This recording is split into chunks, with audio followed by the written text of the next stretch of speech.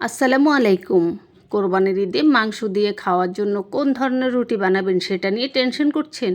No tension বন্ধুরা, চলে আসছি আমি সাথী কুকিং স্টুডিও থেকে আপনাদের জন্য 4টি মজাদার রুটির রেসিপি নিয়ে, যেটা আপনারা কোরবানির ঈদে মাংস দিয়ে খুব মজা করে খেতে পারবেন। যদি মজা করে খেতে চান, ভিডিওটির প্রথম থেকে শেষ পর্যন্ত দেখে তারপরে এই রেসিপিগুলো ফলো করবেন। এই একই ভিডিওতে আজকে 4টি রেসিপি দেখাবো আটার ফুলকো পাতলা রুটি, আটার ফুলকো পরোটা, দেখাবো খোলা জালি পিঠা ও সহজ একটা গার্লিক বাটার নান। আশা করছি প্রত্যেকটা রেসিপি প্রত্যেকের ভালো লাগবে। চলুন এক এক করে ভিডিওগুলো দেখাচ্ছি। আশা করছি প্রত্যেক দিনের মতো প্রত্যেকের আমার আজকের রেসিপি ভালো লাগবে। যদি ভালো লাগে চাইলে চ্যানেল সাবস্ক্রাইব করে পাশে থাকা অল বাটন ক্লিক করে রাখতে পারেন, তাহলে আমি যখন যে রেসিপি ছাড়বো সবার আগে আপনি দেখতে পাবেন। চলুন ঝটপট ঝামেলা ছাড়া কিভাবে আটার ফুলকো রুটিটা বানাবেন সেটা দেখাচ্ছি। প্রথমে আমি হাঁড়িতে নিয়ে নিচ্ছি মেজারমেন্ট কাপে একেবারে ভরে ভরে 2 কাপ পানি। এটা নর্মাল পানিটা নিয়ে নিচ্ছি 1 টেবিল চামচ সয়াবিন তেল, নিয়ে নিচ্ছি হাফ চা চামচের চেয়ে একটু কম হবে লবণটা নিজেদের পছন্দ মতো দেওয়া যাবে। তারপর চুলার আঁচটা জ্বালিয়ে দিছি, দিয়ে পানিটা একটু নাড়াচাড়া করে অপেক্ষা করেছি বলক আসা পর্যন্ত। এই তো পানির বলক চলে আসছে। এবার যে কাপে করে 2 কাপ পানি নিছি সে কাপে করে 2 কাপ আটা দিয়ে দিলাম এই ফুটন্ত গরম পানির মধ্যে, দিয়ে সঙ্গে সঙ্গে চুলার আঁচটা একেবারে লো করে দিছি। তারপর একটা কাঠি দিয়ে নাড়াচাড়া করে পানির সাথে আটাটাকে মিশিয়ে নিচ্ছি। চুলার আঁচটা এ পর্যায়ে অবশ্যই লো করতে ভুলবেন না। লো না করলে কিন্তু আটাটা পারফেক্টভাবে হবে না, নিচ থেকে পুড়ে যাবে। আচ্ছা দেখুন, নাড়াচাড়া করে মিশিয়ে নিচ্ছি, একেবারে সুন্দরভাবে পানির সাথে আটাটা মিশে গেছে। পানির পরিমাপ বা আটা মাপামাপির কোনো ঝামেলা নেই, এভাবে যদি মেপে দেন। এবার চুলার আঁচটা পুরো নিভিয়ে দিছি, দিয়ে ঢাকনা দিয়ে ঢেকে এই আটাগুলো কিছুটা ঠান্ডা হওয়া পর্যন্ত অপেক্ষা করছি। কিছুক্ষণ পরে দেখুন আটাগুলোর তাপ কমে গেছে, কিছুটা ঠান্ডা হয়ে গেছে। এবার আর আলাদা প্লেটে বা বাটিতে নিচ্ছি না, এই পাতিলে রেখেই এই আটাটাকে আমি ভালো করে মথে নিচ্ছি। হাতের তালু দিয়ে ভালো করে চেপে চেপে সুন্দর করে আটাটাকে আমি মথে নিচ্ছি। এই দেখুন, এই আটাটা মথতে আমার কোনো এক্সট্রা আটার গুঁড়া ব্যবহার করতে হয়নি। এটা এমনিই মথে নিছি, হাতে লাগেনি। অনেক সফট হয়েছে কিন্তু হাতে লাগেনি। এবার আমি যে কটা রুটি বানাবো সে কটা ভাগে সমান করে ভাগ করে নিচ্ছি। দেখুন আমি 10টা ভাগে ভাগ করে নিচ্ছি। এবার একটি ভাগ নিয়ে রুটি বানাবো, বাকি ভাগগুলো ঢাকনা দিয়ে ঢেকে এক সাইডে রেখে দেব। যতবারে রুটি বানানোর জন্য একটি করে গোলা নিব ততবারে আবার বাকি গোলাগুলো ঢাকনা দিয়ে ঢেকে রেখে দেব। এবার দেখুন একটা গোলা দিয়ে রুটি বানিয়ে দেখাচ্ছি। রুটি বেলা পিঁড়ার উপর নিয়ে ভালো করে হাত দিয়ে একটু মথে নিচ্ছি আবারও, তারপর গোল করে নিচ্ছি। এবার সামান্য আটা এপিট ওপিট করে দিয়ে তারপরে বেলুন দিয়ে আলতো করে পিঠাটা বেলে নিচ্ছি। এবার আসছি সেই টিপসে, কিভাবে প্রত্যেকটা রুটি সমান হবে এবং ফুলকো হবে। তো প্রথমে প্রত্যেকটা রুটি সমান করে নেওয়ার টিপসটা দিয়ে দিচ্ছি। এভাবে যদি সমান করে আটার গোলা নেন তাহলে রুটি বেললে প্রত্যেকটা রুটি একই সমান পাতলা হবে এবং সমান হবে। তারপরও দেখা যায় অনেকে আরও বেশি গোল রুটি পছন্দ করে বা প্রত্যেকটা রুটি একই সমান হওয়া চাই এই রকম পছন্দ করে। তো তাদের জন্য আমার আজকের এই টিপসটা আশা করছি ভালো লাগবে। দেখুন তো আমি পাতলা করে রুটিটা বেলে নিচ্ছি। আর এভাবে আটা করলে রুটি বেলতে একটু চাপাচাপি করা লাগে না, আলতোভাবে বেললেই কিন্তু খুব সহজে বেলা যায়। যতগুলো রুটি বেলেন আপনার একটু ক্লান্তি লাগবে না, খুব ভালো লাগবে। আচ্ছা দেখুন এই যে এরকম পাতলা করে রুটিটা বেলে নিচ্ছি। রুটিটা কিন্তু খুব গোল হয়েছে, খুব সুন্দর হয়েছে। তারপরেও প্রত্যেকটা রুটি সমান করার জন্য দেখুন আমি 7 ইঞ্চি সাইজের একটা টিফিন বাটি নিয়ে নিছি। এটা দিয়ে রুটিটাকে কেটে নিচ্ছি, এতে করে রুটিটা একদম গোল হবে, প্রত্যেকটা রুটি একই সমান হবে দেখতে ভালো দেখা যাবে। আর সাইডের এগুলো সরিয়ে নিচ্ছে, এগুলো দিয়ে পরে আবারও রুটি বানিয়ে নিব। তো রুটি গোল করার এবং একই সমান করার এই টিপসটা খুবই সহজ। যারা এই রকম প্রত্যেকটা রুটি একই সমান পাতলা রুটি ফুলকো রুটি খেতে পছন্দ করেন তারা চাইলে আজকের এই টিপসটা কাজে লাগাতে পারবেন।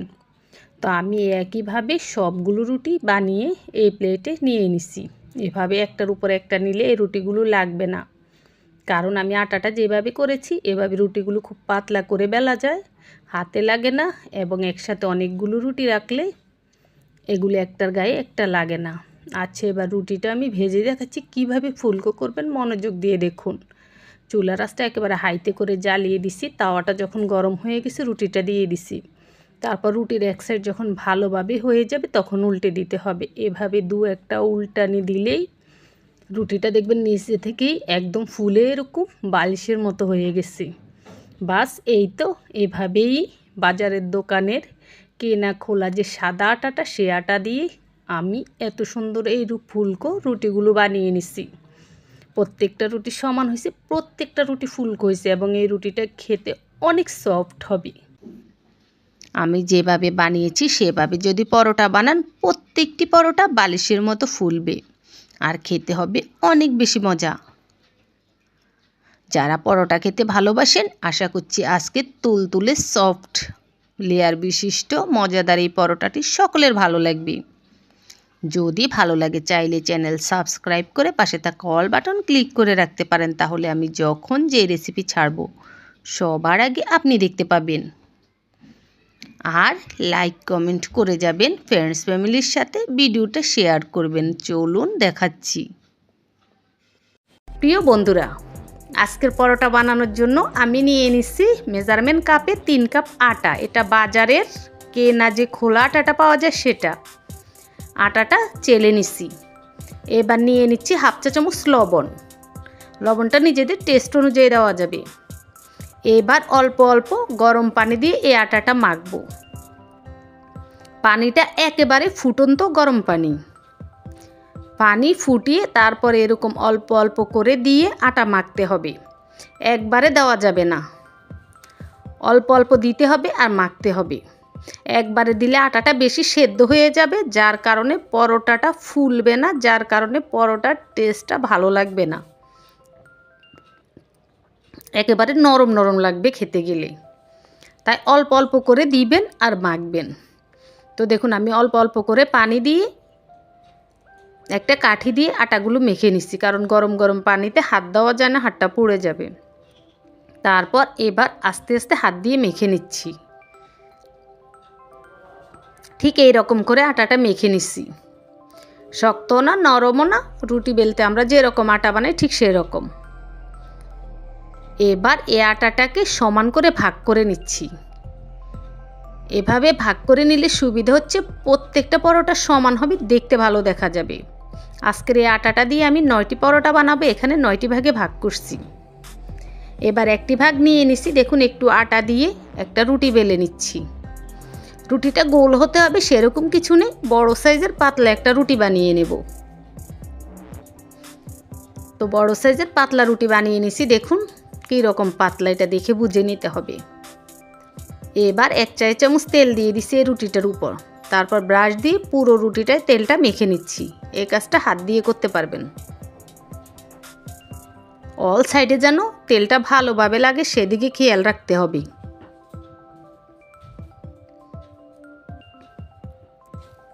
এই তো মাখা শেষ।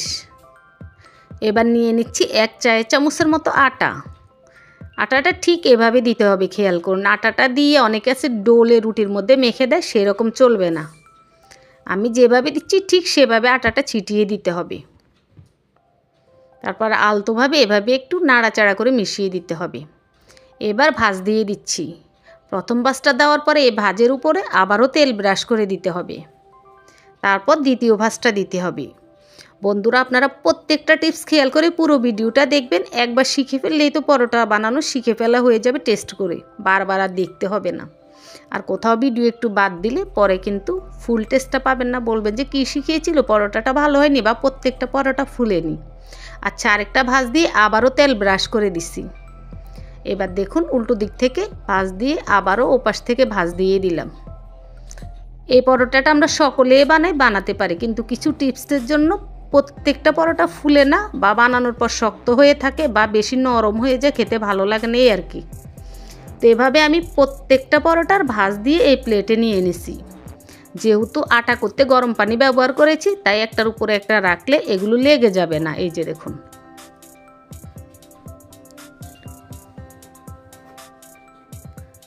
এবার পরোটা বানিয়ে দেখাচ্ছি। বেশি আটা দিতে হবে না, সামান্য আটা দিয়ে এই পরোটাটা বেলা যাবে। আবার যদি আপনি সাথে সাথে ভাজেন তাহলে আটা না দিয়েও কিন্তু এই পরোটাটা বেলা যাবে। এটা পিঁড়ি বেলুনে লাগবে না, খুব সুন্দরভাবে বেলা যাবে। তো আমি অল্প আটা দিয়ে দেখুন পরোটাটা বেলে নিচ্ছি। আর বেলার সিস্টেমটা আপনি দেখে বুঝে নিতে হবে। তো বেশি বড় করবো না, পরোটা একটু মোটা হলে ভালো লাগে খেতে। আবার একদম ছোটো করিনি, দেখুন মিডিয়াম সাইজ করে পরোটাটা বানিয়ে নিছি। তারপর নিয়ে নিচ্ছি একটা প্লেটে এই পরোটাটা। একইভাবে আমি সবগুলো পরোটা বানিয়ে বানিয়ে এই প্লেটে নিয়ে নিচ্ছি। এই যে দেখুন, পরোটাগুলো লাগবে না, একসাথে রাখা যাবে। এবার ভেজে দেখাচ্ছি, চলুন। ভাজার কিছু ইউনিক আছে, যার কারণেও পরোটা অনেকের ফুলে না। তো আমি চুলায় তাও বসিয়ে দিছি, চুলার আঁচটা একেবারে হাইতে করে। তাওয়াটা ভালোভাবে গরম হয়ে গেছে, এবার পরোটাটা দিয়ে দিছি। দিয়ে চুলার কাছে দাঁড়িয়ে থেকে ঘন ঘন উল্টে পাল্টে দিতে হবে। এই দেখুন, উল্টে পাল্টে এপিট ওপিট করে দু একবার দেওয়ার পরে দেখবেন আপনি পরোটাটা আস্তে আস্তে ফুলে উঠবে। যখনই দেখবেন আস্তে আস্তে ফুলে উঠবে, আপনি চাইলে সাইড থেকে একটু চাপ দিয়ে দিতে পারেন, আবার না দিলেও সমস্যা নেই, এটা এমনিতেই ফুলে উঠবে। তো যখনই ফুলে উঠে শুরু করেছে, আমি কিন্তু সাইড থেকে একটু চাপ দিয়ে দিছি। তারপরে আবারও উল্টে একইভাবে এপিট ওপিট করে চাপ দিয়ে ভেজে নিচ্ছি। এটা কিন্তু রুটি ভাজা যেরকম সেরকম হয়ে গেছে দেখুন। এবার উপর থেকে 1 চা চামচের মতো তেল দিয়ে দিচ্ছি।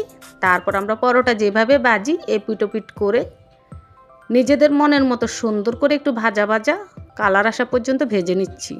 তেলটা দেওয়ার পরে 4-4টে চেপে চেপে এপিট ওপিট করে আবারও ভেজে নেবেন। বাস এভাবেই ভেজে নিচ্ছি। দেখুন প্রত্যেকটা লেয়ার কিন্তু আলাদা আলাদা হয়ে গেছে এই তাওয়ার মধ্যে থাকতেই।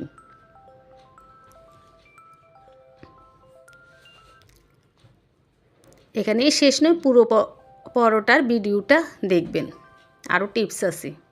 তো এভাবে আমি একটি একটি করে পরোটা ভেজে ভেজে এই প্লেটে নিয়ে নিচ্ছি। আর এই লেয়ারগুলো দেখুন আপনারা কী রকম, প্রত্যেকটা লেয়ার আলাদা আলাদা বোঝাই যায়।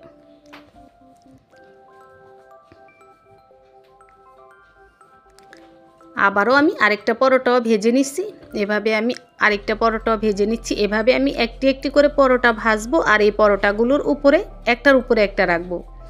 অবশ্যই যখন পরোটা ভাজবেন একটার উপরে একটা রাখবেন। এভাবে রাখলে আপনি যত পরোটায় বানান না কেন, সবগুলো একেবারে আপনার বানানো কমপ্লিট হলে অনেকক্ষণ পর্যন্ত গরম থাকবে। তারপর সবাই একসাথে খেতে পারবেন। একটা একটা করে তাওয়া থেকে নামিয়ে গরম গরম এক একজনকে দিতে হবে না, একসাথে সবাই বসে খাওয়া যাবে। আচ্ছা, সবগুলো পরোটা ভাজা শেষ, এবার খুলে দেখাচ্ছি। দেখুন এই যে পরোটার লেয়ারগুলো কত স্পষ্ট, দেখে বুঝে নেন। এই দেখুন প্রত্যেকটা লেয়ার একেবারে আলাদা আলাদা। প্রিয় বন্ধুরা, আমার আজকের এই পরোটা রেসিপি আপনাদের কাছে ভালো লাগলে চ্যানেলটা সাবস্ক্রাইব করে রাখতে পারেন, তাহলে আমি যে রেসিপি ছাড়ি না কেন অবশ্যই আপনি দেখতে পাবেন।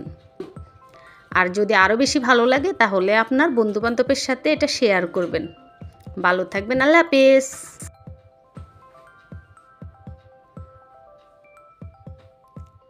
প্রিয় ভিউয়ার্স, আজকে এই স্পেশাল খোলা জালি পিঠাটা বানানোর জন্য আমি নিয়ে এনেছি ভাতের চাল বা সেদ্ধ চাল। ঘরে সব সময় কিন্তু আতপ চাল থাকে না, পোলাও চাল থাকে না, তখন চাইলে আপনারা সেদ্ধ চাল দিয়ে খোলা জালি পিঠাটা বানিয়ে খেতে পারবেন। টেস্ট কিন্তু আতপ চাল পোলাও চালের পিঠার মতোই হবে, সেম। তো আমি মেজারমেন্ট কাপে 2.5 কাপ সেদ্ধ চাল ঘড়ি ধরে পাক্কা 10 ঘন্টা ভিজিয়ে রেখেছি। আপনারা এক কাজ করতে পারেন, রাতে চালটা ভিজিয়ে ঘুমালে সকালে উঠে নাস্তাটা বানিয়ে পরিবেশন করতে পারবেন। তো 10 ঘন্টা ভিজিয়ে রাখার ফলে চালগুলো ফুলে বড় হয়েছে এবং নরম হয়েছে। এবার এই চালগুলোকে পরিষ্কার পানি দিয়ে ভালো করে ধুয়ে নিচ্ছি। এইরকম একটা জালিতে করে বলে পানি নিয়ে ডুবো ডুবো পানিতে ধুইলে চালে যদি বালু থাকে সেটা চলে যায়। এটা একটা টিপস। চালটা ধুয়ে পানি ঝরিয়ে নিচ্ছি। এবার এই চালটাকে আমি দুভাগে ভাগ করে ব্লেন্ডার জগে মিহিন করে ব্লেন্ডার করে নিচ্ছি। তো আপনার ব্লেন্ডার জগটা কেমন সেটা তো আর আমি জানি না, তো বলে দিচ্ছি, ব্লেন্ডার জগে যতটুকু মিহিন করা যায় ততটুকু হলেই চলবে। একেবারে মিহিন না হলে কিচ্ছু করার নেই। যেমন আমার এই ব্লেন্ডার জগটা কিন্তু বেশি একটা ভালো না, একেবারে ব্লেন্ডার মিহিনভাবে হয়নি, একটু দানা দানা আছে, তাতে কোনো অসুবিধা নেই। যাই হোক, দেখুন যতটা সম্ভব মিহিন করে ব্লেন্ডার করে নেওয়ার চেষ্টা করবেন। তো আমি সবগুলো দুভাগে ব্লেন্ডার করে নিচ্ছি। আর ব্লেন্ডার করতে কতটা পানি ব্যবহার করেছি আমি একসাথে বলবো বন্ধুরা, ভিডিওর মাঝে ভিডিওটা দেখুন। এবার এই চালের আটার সাথে নিয়ে নিছি 2টো ডিম। ছোট সাইজের যদি হয় দেশি মুরগির ডিম তাহলে 4টি নেবেন, আর হাঁসের ডিম বা ব্রয়লার মুরগির ডিম বড় সাইজের ডিম হলে 2টো নেবেন। নিয়ে নিছি 1 চায়ের চামচ পুরো লবণ, পুরো 1 চায়ের চামচ লবণ, এতটুকু আটায় লাগবে। এবার ডিম আটা লবণ ভালোভাবে মিশিয়ে নিচ্ছি।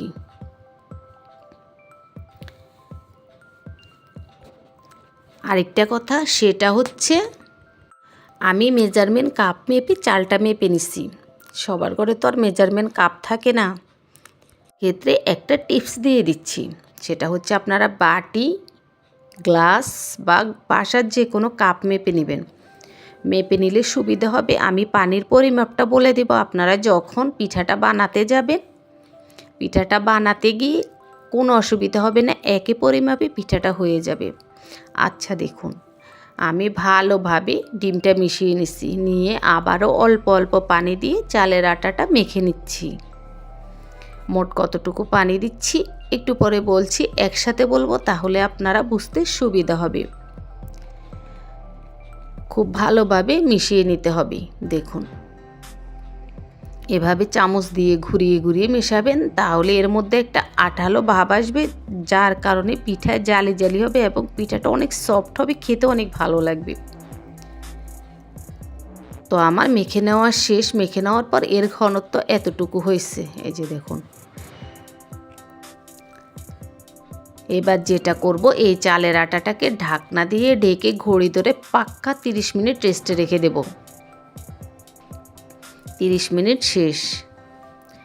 30 মিনিট রেস্টে রাখার ফলে চালের আটাটা এখন পিঠা বানানোর জন্য একেবারে পারফেক্টভাবে ভিআইপিভাবে রেডি হয়ে গেছে। অবশ্যই চেষ্টা করবেন এই 30 মিনিট রেস্টে রাখতে, না হলে কিন্তু পিঠাটা যতটা টেস্ট হওয়ার কথা ততটা টেস্ট হবে না। পিঠা হবে ঠিকই, টেস্ট হবে না। এবার বলছি, এই আটাটা মাখতে মোট পানি কতটুকু লেগেছে। 2.5 কাপ চালের আটা মাখতে ব্লেন্ডার করতে আমি 2 কাপ পানি ব্যবহার করেছি, আর এমনি দিছি আরও 1.5 কাপ, মোট 3.5 কাপ পানি ব্যবহার করেছি। তারপর ঘনত্ব যা হয়েছে এটাই পিঠা বানানোর জন্য পারফেক্ট। এটা এবার একটা পিঠা বানিয়ে দেখাচ্ছি, চলুন। খোলা জালি পিঠাটা বানাতে পারফেক্ট পাতিল হচ্ছে লোহার তাওয়া। তো আমি আজকে লোহার তাওয়ায় বানাচ্ছি। লোহার তাওয়াটা চুলার উপর দিয়ে 2-3 ফোঁটা তেল দিয়ে টিস্যু দিয়ে ভালোভাবে মুছে লো আছে 30 মিনিটের মতো রেখে দিছি। তারপর আবারও শুকনো টিস্যু দিয়ে তাওয়াটা মুছে এখন একটা পিঠার জন্য আমি 2 চামচ দিয়ে দিছি, চামচে মেপে 2 চামচ আটা দিয়ে দিছি। তারপর তাওয়াটা ধরে ঘুরালেই ঘুরে গেছে খুব সুন্দরভাবে। যখন পিঠাটার উপর সাইড হয়ে আসবে তাওয়ায় দিলে, তখন ঢাকনা দিয়ে একটু ঢেকে দিবেন। ঢেকে দিয়ে কিছুক্ষণ পর 2 মিনিট পর ঢাকনাটা সরিয়ে বাস পিঠাটা তুললেই খুব সহজভাবে পিঠাটা উঠে যাবে। এই যে দেখুন, এবার পিঠাটা কাছ থেকে দেখাচ্ছি কতটা জালি জালি হয়েছে। দেখুন বন্ধুরা, আপনারা দেখলেই বুঝতে পারবেন কেমন হয়েছে পিঠাটা।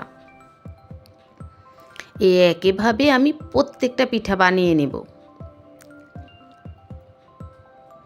এই যে দেখুন, আমি কাছ থেকে দেখিয়ে দিচ্ছি, অনেক জালি জালি হয়েছে পিঠাটা, অনেক সফট হয়েছে। আর এর নিচটাও কিন্তু পড়েনি। প্রত্যেকটা পিঠে এরকম হবে জালি জালি। আরেকটা কথা, সেটা হচ্ছে লোহার তাওয়া যদি না থাকে তাহলে কি করব। অনেকে প্রশ্ন করে। তো আপনারা 10 তারা তাওয়া, অ্যালুমিনিয়াম, সিলভার যে কোনো তাওয়ায় বানাতে পারবেন, পিঠাটা হবে। তবে লোহার তাওয়ায় পিঠাটা উত্তম হয়, একটু ভালো হয়, এই আর কিছু না। আর যে তাওয়ায় বানান আগে থেকে তাওয়াটা তেল দিয়ে মুছে ভালো করে গরম করে নেবেন। আশা করছি আজকের পিঠার রেসিপি আপনাদের ভালো লেগেছে। আজ বানিয়ে দেখাবো গার্লিক বাটার নান। আর এই নান রুটিটা বানাবো ইস্ট ছাড়া। খুব সহজ রেসিপিতে আজকের নান রুটিটা বানিয়ে দেখাবো। যে কেউ বানাতে পারবেন, আশা করছি ভালো লাগবে। ভালো লাগলে চাইলে চ্যানেলটি সাবস্ক্রাইব করে পাশে থাকা অল বাটনটি ক্লিক করে রাখতে পারেন, তাহলে আমি যখন যে রেসিপি ছাড়ি না কেন সবার আগে আপনি দেখতে পাবেন। ভীষণ মজা ও সফট হবে এই নান রুটিটি। চলুন বানিয়ে দেখাচ্ছি, প্রত্যেকটা টিপস ফলো করবেন। আজকে নান রুটি বানানোর জন্য প্রথমে নিয়ে নিচ্ছি মেজারমেন্ট কাপে হাফ কাপ কুসুম গরম দুধ, নিয়ে নিচ্ছি 1 টেবিল চামচ গুঁড়ো দুধ, নিয়ে নিচ্ছি 1 টেবিল চামচ চিনি, নিয়ে নিচ্ছি 2 টেবিল চামচ সয়াবিন তেল। এবার সব কিছু একসাথে মিশিয়ে নিচ্ছি। যতক্ষণ না চিনিটা ভালোভাবে গলবে ততক্ষণ এভাবে চামচ দিয়ে নেড়ে নেড়ে মিশাতে হবে।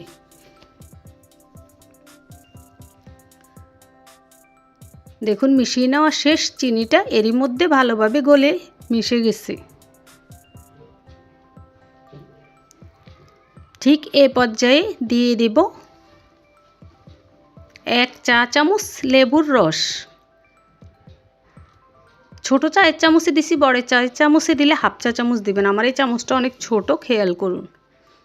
লেবুর রসটা দিয়ে আবারও ভালোভাবে মিশিয়ে নিতে হবে। লেবুর রসটা দেওয়ার সঙ্গে সঙ্গে থামা যাবে না, অনবরত নেড়ে নেড়ে মিশিয়ে নিতে হবে। দেখবেন ছানার মতো দুধের মিশ্রণটা হয়েছে, তখন এক সাইডে রেখে দেবেন। এবার নিয়ে নিছি মেজারমেন্ট কাপে 1.5 কাপ আটা। আটার জায়গায় চাইলে ময়দা নিতে পারবেন। নিয়ে নিছি 1/4 চা চামচ লবণ, নিজেদের টেস্ট অনুযায়ী লবণটা দিবেন। 1/4 চা চামচ খাবার সোডা নিয়ে নিচ্ছি, আর হাফ চা চামচ বেকিং পাউডার। তারপরে সব কিছু একসাথে মিশিয়ে নিচ্ছি। শুকনো অবস্থাতেই ভালো করে মিশিয়ে নিতে হবে। তো মেশানো শেষ।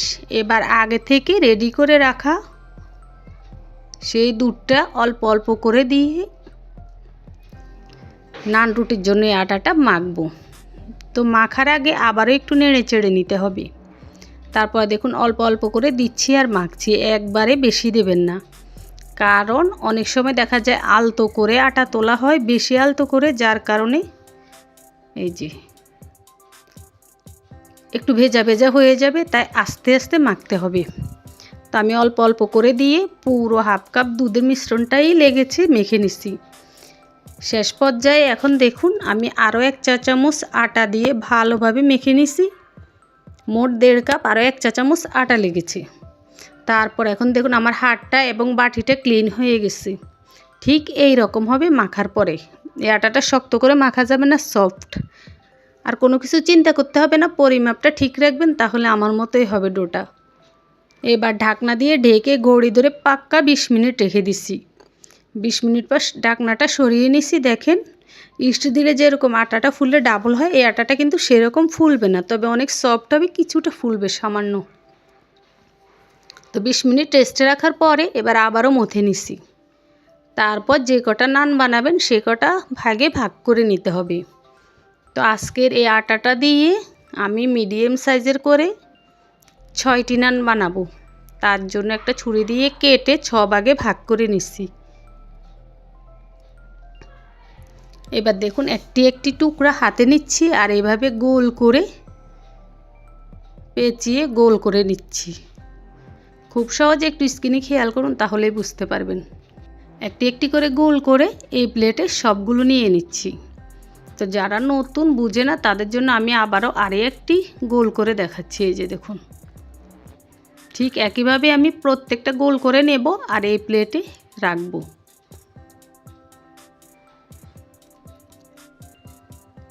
সবগুলো গোল করে করে এই প্লেটে রেখে দিচ্ছি।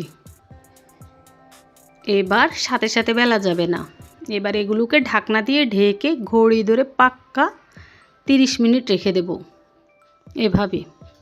এরই ফাঁকে বাকি প্রিপারেশন নিচ্ছি। দেখুন এখানে 2 টেবিল চামচের মতো পানি নিয়ে নিছি 1/4 চা চামচের মতো লবণ, তারপর লবণ পানি একসাথে ভালোভাবে মিশিয়ে নিছি।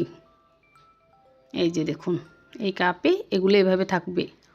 নিয়ে নিছি কিছু ধনিয়া পাতা কুচি করে কেটে তারপরে ধুয়ে পানি ঝরিয়ে নিছি। আর একটি দেশি রসুনের কোষগুলো ছুলে তারপরে পাতলা পাতলা করে কেটে রেখেছি।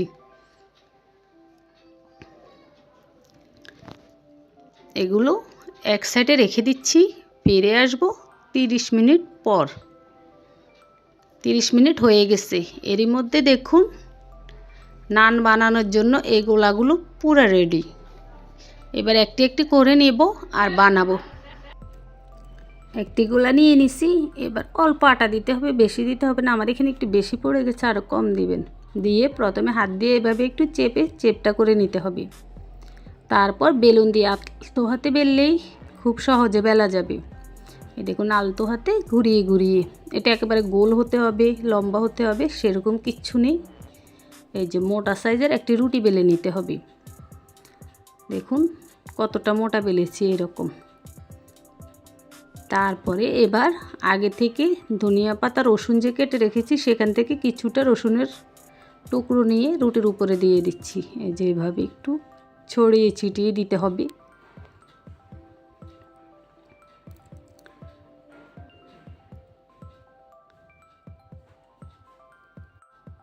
দিয়ে দিচ্ছি সামান্য ধনিয়া পাতা কুচি। এতে করে নানটা খেতেও ভালো লাগবে আবার দেখতেও সুন্দর লাগবে। এবার বেলুন দিয়ে চেপে রুটির মধ্যে বসিয়ে দিচ্ছি। বেলে ভালোভাবে ধনিয়া পাতা ও রসুনের টুকরোগুলো বসিয়ে দিচ্ছি রুটির মধ্যে। দেখুন এবার যেটা করতে হবে, এটা আপনি চাইলে আপনার এক হাতে রেখে আরেক হাতে লবণ পানিটা লাগিয়ে নিতে পারেন। তো বাংলাদেশের হোটেলগুলোতে এভাবে বানায়। দেখুন এই নান বা তান্দুরি রুটি বা নান রুটি যে যাই বলেন, একটা কাপড়ের মধ্যে নিয়ে তারপর লবণ পানি নিয়ে তারপর বড় চুলা আছে চুলায় লাগিয়ে দেয়। তো এক হাতে নিয়ে আরেক হাতেও লাগাতে পারেন হাতে রেখে, তবে আমার কাছে এভাবেই সুবিধা লাগে। আমি দেখুন সুতির এই গামছাটার ভিতরে কাপড় ঢুকিয়ে পরে এভাবে গোল করে নিচ্ছি। তারপর উল্টো করে রুটিটা দিয়ে অপর পিঠের এটা দেখুন অপর পিঠে লবণ পানিটা ভালো করে ব্রাশ দিয়ে লাগিয়ে নিচ্ছি। এদিকে চুলে একটি তাওয়া বসিয়ে দিছি, তাওয়াটা ভালোভাবে গরম হয়ে গেছে। এবার নান রুটিটা দিয়ে দিছি, দিয়ে আঙ্গুল দিয়ে এভাবে একটু চেপে দিতে হবে, না হলে পুরা রুটির মতো ফুলে উঠবে।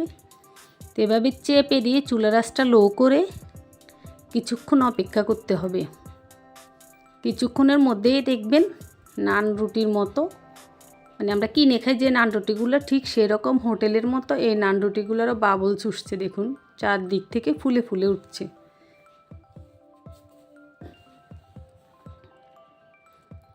এভাবে ধীরে ধীরে 2 মিনিটের মতো রাখলেই দেখবেন ধীরে ধীরে উঠেছে। আর রুটিটা দেখুন কতটা ফুলে উঠেছে। যেটা খেতে ভালো লাগে ভালো নান রুটি ঠিক এই রকম ফুলে উঠবে। এবার চুলার আঁচটা বাড়িয়ে দিয়ে তাওয়াটাকে উল্টে করে ধরে রুটিটার উপরের দিক ছেঁকে নিচ্ছি। ঠিক হোটেলে এভাবেই কিন্তু রুটিগুলো বানায়। ওরা শুধু বড় চুলার ভিতরে দেয়, ওখান থেকে উল্টে নিয়ে নেয়। তো দেখুন উল্টো করে ছেঁকে নেওয়ার পরে উপরের কালারটাও বেশ সুন্দর আসছে। এবার ব্রাশ দিয়ে এর উপরে একটু বাটার ব্রাশ করে নিচ্ছি, গলানো বাটার। বাস হয়ে গেল আজকের গার্লিক বাটার নান। একটা বানিয়ে দেখিয়েছি, এভাবেই আমি বাকি 5টাও বানিয়ে নেব।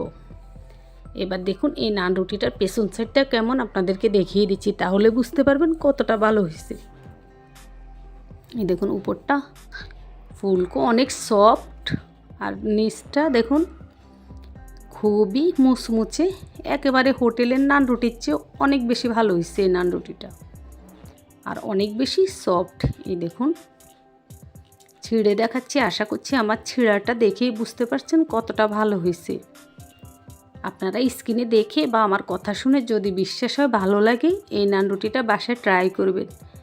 আর আমি বলছি যদি এটা একবার বাসায় বানান, সবসময় নান রুটি আপনারা এভাবে ডো বানিয়ে বানাবেন। এই নান রুটিটা এত বেশি ভালো হয়েছে, খেয়ে তো মাশাআল্লাহ অনেক বেশি ভালো লেগেছে।